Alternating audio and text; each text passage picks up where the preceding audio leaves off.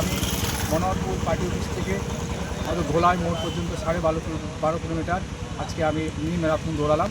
আমার সময় লেগেছে 50 মিনিট। ভোটের ময়দানে কেউ বেছে নিচ্ছেন হুড খোলা গাড়ি, কেউ বা হেঁটে সারছেন জনসংযোগ, কিন্তু পশ্চিম মেদিনীপুরের কেশিয়াড়ি তৃণমূল প্রার্থী রামজীবন মান্ডি দেখালেন এক অভিনব কায়দা।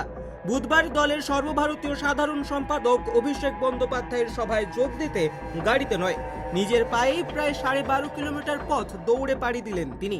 পশ্চিম মেদিনীপুরের দাঁতনে তৃণমূলের সর্বভারতীয় সাধারণ সম্পাদক অভিষেক বন্দ্যোপাধ্যায়ের নির্বাচনী সভায় যোগ দিতে অভিনব পথ বেছে নিলেন কেশিয়াড়ি বিধানসভা কেন্দ্রের প্রার্থী রামজীবন মান্ডি।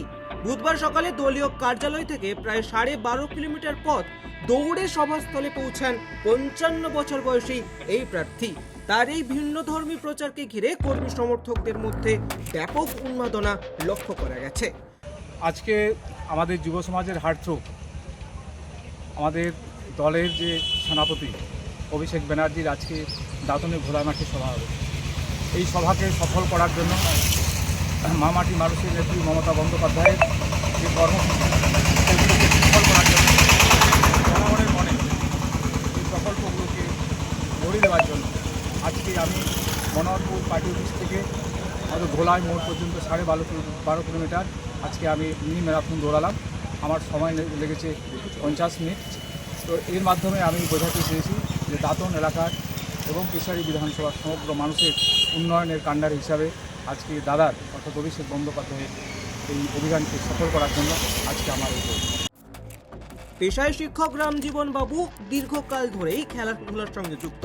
জগিং কস্টিউম পরে হাই রোড দিয়ে তার এই দৌড়ের পেছনে ছিল অনুগামীদের বিশাল এক বাইক মিছিল। গত মাসেই একটি দৌড় প্রতিযোগিতায় অংশ নেওয়া এই প্রার্থী ভোট প্রচারের কৌশল হিসেবে শারীরিক কসরতকেই হাতিয়ার করেছেন।